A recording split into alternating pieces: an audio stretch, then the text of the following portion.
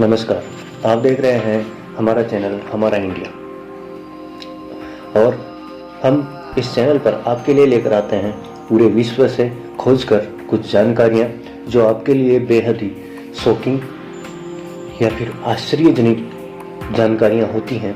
तो उन्हीं जानकारियों में हमने एक श्रृंखला की शुरुआत की है। जो श्रृंखला की शुरुआत की है वो है आदिवासी समुदाय। आदिवासी पूरे विश्व में आदिवासियों के इतने समुदाय हैं कि उनके बारे में हम चर्चा करें तो उनके बारे में जानकारियाँ सुने, उनको देखें तो उनको जानकर बेहद ही आश्चर्य होता है। तो आज चलते हैं हम न्यूजीलैंड की एक आदिवासी समुदाय जिसका नाम है माओरी जनजाति। और माओरी जनजाति प्रसिद्ध है मरे हुए इंसानों की खोपड़ियों को जमा करने के लिए जानी जाती है। चलते हैं माओरी जनजाति की ओर। दुनिया में कई प्रकार के आदिवासी समुदाय हैं। इनकी कुछ अनोखी परंपराएं हैं जिन्हें आम लोग हैरत से देखते हैं। उन्हीं में से एक आदिवासी समुदाय है न्यूजीलैंड का, जिसका नाम है माओरी समुदाय।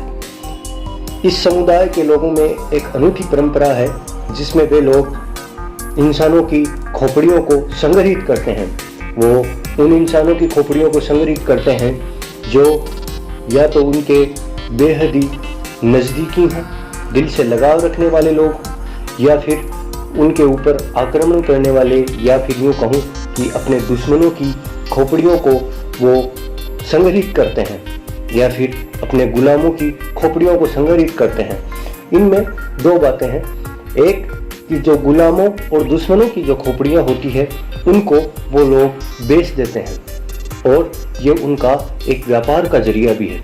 लेकिन जो अपने लोग होते हैं, अपने दिल से लगाव रखने वाले जो लोग होते हैं, उनकी खोपड़ियों को वो बेचते नहीं हैं। और इन खोपड़ियों को मोकई कहा जाता है। इन खोपड़ियों को मोकई कहा जाता है। चलते हैं माओरी जनजाति की ओर। माओरी जनजाति के लोग न्यूजीलैंड में 1300 ईस्वी से रह रहे हैं। इस आदिवासी समुदाय के प्रतिष्ठित जो लोग होते हैं उनके चेहरे पर टैटू के निशान बनाए जाते हैं। और ये लोग मिस्र के फराओं की तरह हैं कि ये भी मरने के बाद शरीर के अंगों को सुरक्षित रखते हैं। लेकिन इनकी परंपरा उनसे काफ़ी अलग है। इनके समुदाय में जब कोई ऊंचे पद पर आसीन शख्स या फिर सरदार मर जाता है तो उसका सिर धड़ से अलग कर दिया जाता है। इसके बाद उसकी खोपड़ी से आँख और दिमाग आदि सब कुछ निकाल लिया जाता है। इसे गर्म पानी में उबालकर साफ किया जाता है। इसके बाद इसमें एक खास प्रकार का पदार्थ भरा जाता है। फिर इन्हें पानी में उबाला जाता है या फिर भट्टी की आंच में पकाया जाता है।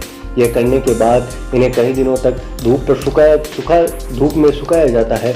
धूप में सुखाने के बाद उस पर वही टैटू बना दिया जाता है जो उस सरदार की पहचान हुआ करता था। फिर इस पर तेल लगाकर इसको एक जगह रख दिया जाता है और ये जो खोपड़ियाँ होती है वो इनके परिवार वालों के पास ही रहती हैं। इन्हें कुछ खास मौके होते हैं, उन पर इन्हें निकाला जाता है। इनका माओरी जनजाति ने अपने लोगों के मकाई बाजार में कभी नहीं बेचे। लेकिन जो दुश्मन और गुलामों के जो सिर होते हैं उनको ये बाजारों में बेच देते हैं। इनके व्यापार पर प्रतिबंध लगा। मस्कत के युद्ध के आसपास इनकी डिमांड मार्केट में बहुत थी। साल 1831 में साउथ वेल्स के गवर्नर ने इनके व्यापार पर प्रतिबंध लगा दिया। गवर्नर सर राल्फ डार्लिंग ने आदेश जारी किया कि कोई भी मोकई न्यूजीलैंड से बाहर व्यापार के लिए इस्तेमाल नहीं कर सकता। न्यूजीलैंड के अलावा भारी मात्रा में सिर्फ इंग्लैंड की सेना के मेजर जनरल होरेटियो गॉर्डन रोबले के पास भी थे। मतलब कि न्यूजीलैंड में तो ये व्यापार कर सकते हैं लेकिन न्यूजीलैंड के बाहर ये व्यापार नहीं कर सकते। रोबले एक टैटू आर्ट के दीवाने थे। इसी शौक के चलते उन्होंने 35 सिर रख लिए।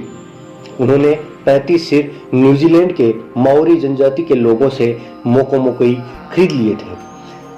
इनके टैटू पर उन्होंने एक किताब भी लिखी। माओरी जनजाति के टैटुओं पर रोबले ने एक पुस्तक भी लिखी। ये पुस्तक 1896 में प्रकाशित हुई थी। 1908 में रोबले ने इन खोपड़ियों को न्यूजीलैंड सरकार को वापस करने की पेशकश की थी, लेकिन उन्होंने इसे स्वीकार नहीं किया। आजकल मोको-मोकोई यानी अनोखी खोपड़ियाँ कई म्यूजियम्स की शान बढ़ा रही हैं। धन्यवाद, आपने वीडियो देखा। आपको कोई जानकारी अच्छी लगी तो हमें बताइए। आपको कैसी जानकारियाँ चाहिए वो हमें कमेंट में बताइए। हम आपके लिए ऐसी ही जानकारियाँ लेकर आते रहेंगे।